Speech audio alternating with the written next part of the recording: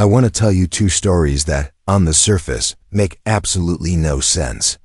First, a friend's 82-year-old grandmother, who with dangerously high cholesterol, refused triple bypass surgery. She lived a happy, active life until she passed away at 100. Still with high cholesterol. Now, consider another story from a rehabilitation specialist who works with stroke patients every single day. She told me something that should alarm every single one of us. Many of her patients had their strokes while they were taking their prescribed cholesterol and blood pressure medications perfectly. They did everything they were told was right, yet the tragedy still happened. How can both of these things be true? It suggests that our entire focus, everything we have been taught to fear about strokes, has been in the wrong place. We have been told a simple equation: high cholesterol equals clogged arteries. That equation is wrong. Cholesterol floating in your blood is not the enemy. You can have high cholesterol and have perfectly clean arteries. And on the flip side, you can have normal cholesterol and be moments away from a catastrophic stroke. The real cause is a silent, hidden process that your doctor is likely not testing for. Even more shocking, a report from PubMed noted that prescription drugs are the third leading cause of death, right after heart disease and cancer. And half of those deaths occurred in people who took their medication exactly as prescribed. This happens because these drugs only cover up a symptom. They do not fix the root cause. If you consider that treating only the symptom allows the true problem to grow into other deadly diseases, then prescription drugs become the real #1 cause of death. Today, we stop. We stop covering up symptoms and we start facing the two real enemies silently damaging your arteries every day, leading to a stroke. By the end of this video, you will understand what they are, and I will give you a clear plan to stop them. The first enemy is chronic inflammation. But what really causes it? First, let me explain. Chronic inflammation is not the redness and pain you see with a sprained ankle. That is acute inflammation, a normal and helpful response from your body. Chronic inflammation is something else entirely. It is a low-level damaging process that goes on for months, or even years. This process directly attacks and weakens the inner lining of your blood vessels, called the endothelium. This lining is incredibly delicate, but it is vital for keeping your blood vessels smooth and healthy. When it is hit by chronic inflammation, the endothelium becomes rough, damaged, and cracked. This damage is the first step toward a stroke. It creates the exact environment where small, dense, and damaged cholesterol particles can get into the artery wall, starting the chain reaction that forms plaque. Let me be clear. The body sends cholesterol to these damaged sites as part of a repair mechanism. The problem is not that cholesterol is present. It is why it has to be there in the first place. The root cause is that the artery wall is inflamed and damaged, and the main reasons for this trace right back to our modern lifestyle and diet. A top cause is sugar and refined carbohydrates. Bread, pasta, cookies, and especially sugary drinks cause your insulin levels to be constantly high. Chronically high insulin is one of the most powerful drivers of inflammation known. Next are processed industrial vegetable oils like soybean, corn, and canola oil.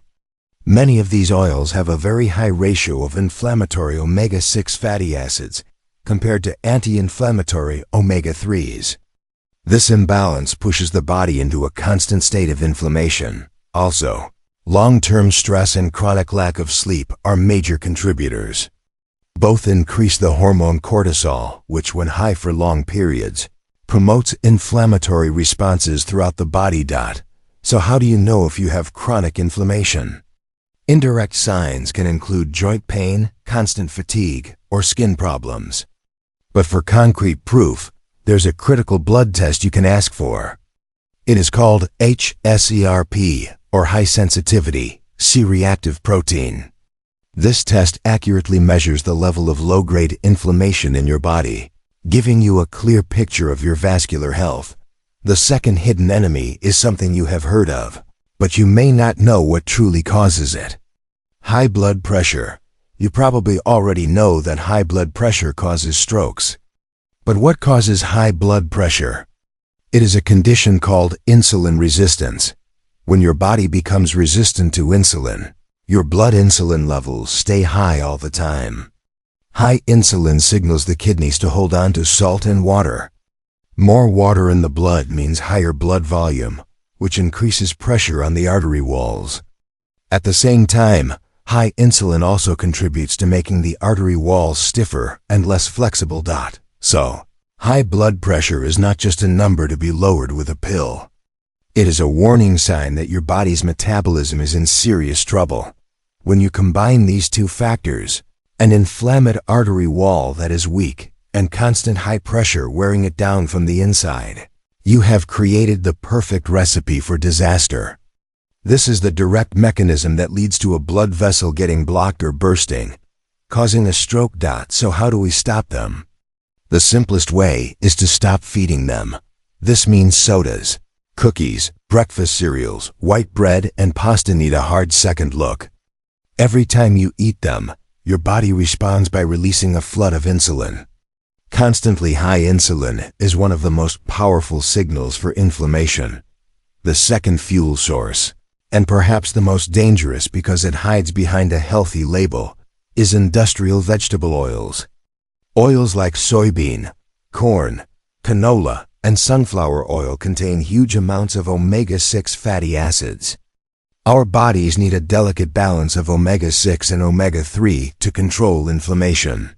The modern diet has thrown this ratio completely off balance, pushing the body into a state of constant inflammation. Check the labels on your salad dressings, mayonnaise, and packaged foods. You will be surprised how often they show up. Now let us talk about what to add to your diet. I suggest you add 3 things. The first and most important is healthy fats. Natural fats are an essential building block for every cell membrane and play a key role in regulating your body's inflammatory response. Focus on sources like extra virgin olive oil, avocados, nuts, and especially fatty fish like salmon, mackerel, and sardines. These fish are rich in omega-3 fatty acids, a type of fat proven to have strong anti-inflammatory effects. The second is high-quality protein. Protein provides the necessary amino acids to repair and rebuild tissues all over your body, including the endothelium of your artery walls. Getting enough protein also helps preserve muscle mass, which is crucial for maintaining a healthy metabolism as we age. Choose clean protein sources like grass-fed meat, poultry, eggs, and fish. The third is low-starch vegetables. They are a primary source of antioxidants, vitamins, and minerals.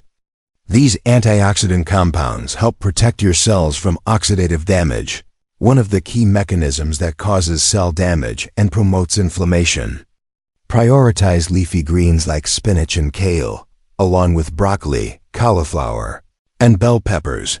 These 3 components will help your body reduce inflammation, repair damage, and maintain healthy blood vessels. Your next step is to work with your doctor to ask for tests that give a more accurate picture of what is happening inside your body.